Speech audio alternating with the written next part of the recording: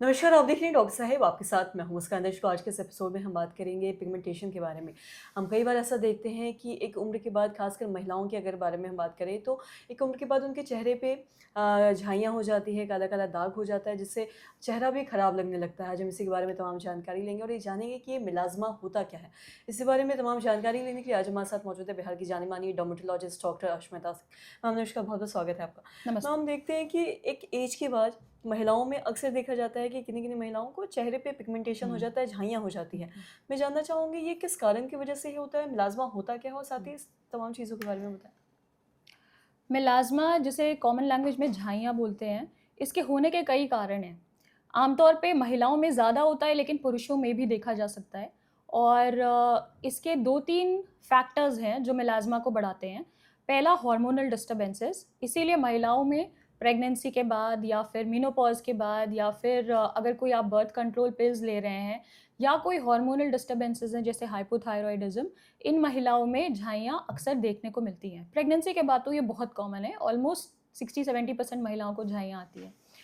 तो दूसरा एक और कारण है कि ये सन में जो यूवी रेज़ हैं, अल्ट्रावायलेट रेज़ हैं, अगर आपका सन एक्सपोज़र ज़्यादा है, तो भी आपकी झाइयाँ बढ़ेंगी।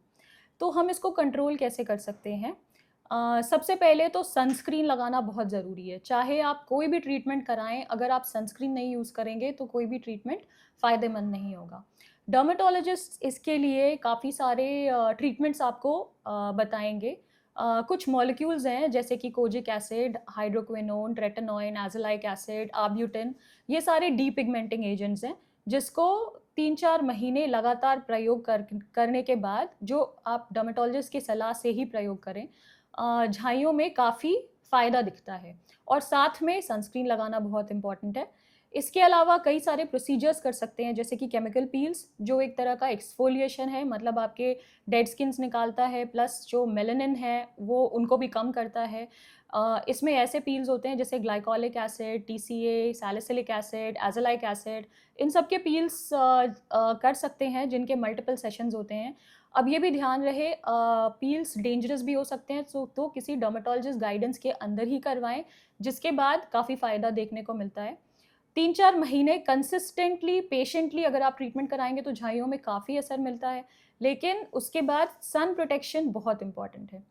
झाइयाँ इंडियन स्किन में ज़्यादा देखने को मिलती हैं। अगर किसी का फिट्ज़पैट्रिक स्किन टाइप 4 टू 6 है, मतलब डार्कर स्किन टोन है, जिसमें मेलानिन ऑलरेडी ज़्यादा है, तो उनमें झाइयाँ ज़्यादा देखने को मिलती है। आप देखेंगे कि जिनकी स्किन लाइट है, फिट्ज़पैट्रिक स्किन टाइप 2 टू 3 है, उनमें झाइयाँ कम देखने को मिलती हैं।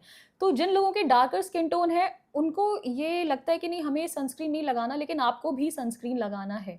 और दूसरी बात ये कि अगर किसी दिन सूरज नहीं निकला, क्लाउडी है या आप घर के अंदर रहते हैं, तो भी ये मिथ है कि आपको सनस्क्रीन नहीं लगाना है। लेकिन जो विज़िबल लाइट है, उसमें भी अल्ट्रावायलेट रेज़ हैं, तो सनस्क्रीन लगाने की हैबिट डालना बहुत ज़रूरी है और इसके साथ आप झाइयों से मुक्ति पा सकते हैं। जी, और साथ ही अगर झाइयों के बारे में बात करें हुँ, तो मैंने जैसा कहा कि शुरू में महिलाओं में ज़्यादा होता हुँ। है, तो क्या ये पुरुषों में भी देखा जाता है झाइयाँ या फिर महिलाओं के हाँ, कंपैरेटिवली कम होता हाँ। है?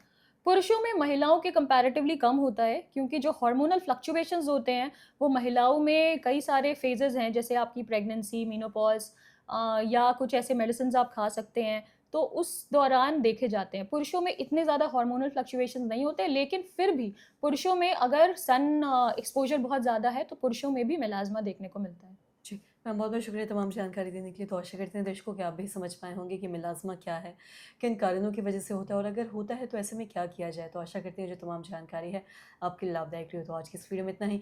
अगर आपने अब तक मेरे चैनल को सब्सक्राइब नहीं किया है तो तुरंत कर लिए, साथ ही हमारे फेसबुक पेज को लाइक करें। वीडियो देखने के लिए आपका धन्यवाद।